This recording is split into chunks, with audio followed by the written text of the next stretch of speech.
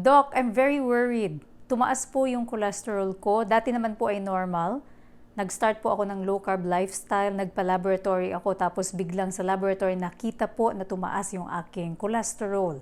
Ano pong gagawin ko, Doc? Ito, nakikita natin ito sa mga comment sections. Pero ito yung isang comment na although nakikita nating madalas, it actually represents a smaller proportion ng ating population ng mga low-carbers. Karamihan po ng mga low-carbers will have an improvement sa kanilang cholesterol levels. However, merong smaller proportion ng mga low-carbers who will have this effect, itong experience na ito, and syempre sila yung mga vocal na magkukwento about it kasi syempre nga naman it's concerning.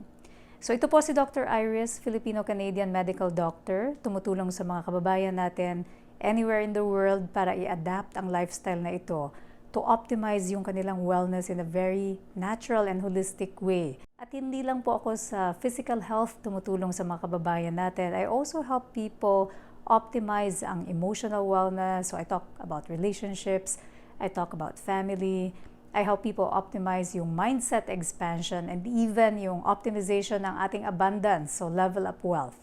So yung mga free training programs ko po, mga free Zoom meets na ginagawa ko bilang public service, can be found sa levelup-with-driris.com kasama yung iba pa po nating mga resources that you can download and that you can avail of for free.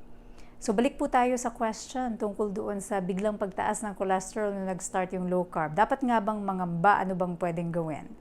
So number one, the first thing to consider is yung pag-increase ng cholesterol pag nagsa-start tayo ng lifestyle na ito. This is expected. And this is usually transient dahil nga po, when you come from a high net carb lifestyle, syempre mangyayari niyan, magkakaroon tayo ng storage po, ng fat. So that fat storage will come in two forms. Yung storage doon sa fat cells natin will be in the form of triglycerides, which is nga yung marker of insulin resistance na gusto nating pababain. And normally, sa lifestyle na ito, yan talaga yung bumababang marker na part ng ating cholesterol panel. So the cholesterol panel is composed of a few things. So it's the total cholesterol, may HDL cholesterol, LDL cholesterol, at meron syempre triglycerides. So triglycerides will improve. Yan yung maaaring gamiting fuel ng katawan natin. But also stored in the fat cells is yung cholesterol. Now, kapag tayo ay nag-start ng lifestyle na ito, yung nakastore, nakaimpok na cholesterol sa fat cells will now start to be mobilized. So, magsa-start na siyang i-release sa bloodstream. And this is what causes itong transient increase ng cholesterol sa ating dugo kapag tayo nagsa-start ng lifestyle na ito. Over time, obviously, this will get metabolized. And so, over time, mag-i-improve din po ito. Kaya nga, very, very important, and I always tell our community members to have yung series of blood tests. Hindi tayo pwedeng umasa dun lang sa initial test and then assume na natin na hanggang sa dulo ay mataas ang cholesterol natin. We have to have a series of blood tests. So every 3 months, tignan natin yung pattern. But make sure that you are also committing sa pagpatuloy ng ating lifestyle. Kasi syempre naman, in the long term, kung magre-revert kayo dun sa high carb lifestyle, then syempre po, hindi natin maasahan na yung cholesterol ay patuloy na bumaba. So that cholesterol that's stored in the fat, nakasama ng triglycerides natin, hindi siya magagamit as fuel. So it will have to be released later ng ating atay as bile salts. So that can take some time, and so may makikita talaga tayong elevation for a little while, but it doesn't mean na hindi siya mag-i-improve. Now, the second point na kailangang malaman about having this high cholesterol is, syempre, hindi naman lahat talaga ng cholesterol ay masama. Even that LDL po, that you see na tumaas, that LDL can still be subdivided into two main categories. So, merong LDL na made up of big particles, which is actually not harmful. And then, merong LDL particles that are small. Ito yung most likely na magkukos ng pagbabara. So, if you have the capacity to ask your medical practitioner to order yung magkaibang uri ng cholesterol, so usually there's a special test for this. Either you can ask for an LDLP particle measurement or ApoB, then that will be the best kasi yun yung marker talaga nung subtype ng cholesterol that's made up of the smaller particles and has that potential na mag-cause ng pagbabara ng ating ugat. So, yun po, yung mataas na ApoB, mataas na LDLP, na persistent po, hindi lang yung tumaas during the first few months tapos nung trinak natin, nag-improve naman pala over time. So ito lang yung mga persistent, yung tipong 1 year out na tapos mataas pa rin.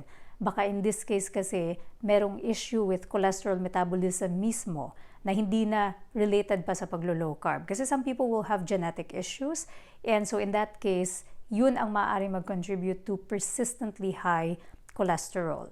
And then the third thing to consider is baka may issue din sa liver. Kasi if there is an issue with the liver, there will be an issue with cholesterol synthesis. Maaari talaga magkaroon ng high cholesterol in the blood dahil may issue din sa bile synthesis, for example, in the liver dahil may damage na yung liver. The good thing is, kung fatty liver lang ang issue, it will also reverse with low carb lifestyle, low carb fasting lifestyle. So yan yung mga major things to consider. Again, hindi lahat ng pagtaas ng cholesterol kailangan pangambahan natin. Kasi nga, most of the time, this is just transient. Ito lang yung initial na pag-release ng cholesterol, ng LDL cholesterol particles natin. And eventually, over time, ito rin ay magsasettle down. And then the other thing too is, it may not even be yung small particles.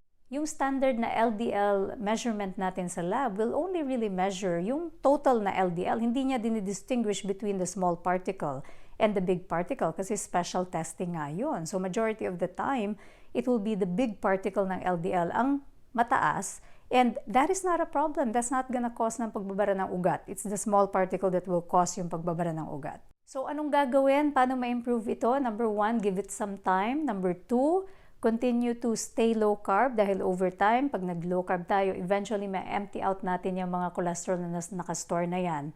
Number 3, have good fiber intake. Fiber is known to help with improving yung cholesterol na yan. Number 4, improve yung liver function.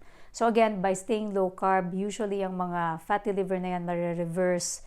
Some people advocate for adding bile salts para ma-improve yung metabolism, to improve yung paggamit ng cholesterol in case na damage na yung liver. So itong mga bile salt supplements can help improve yung synthesis ng cholesterol into bile and then eventual excretion. Personally, I don't think that this is something that you should worry about.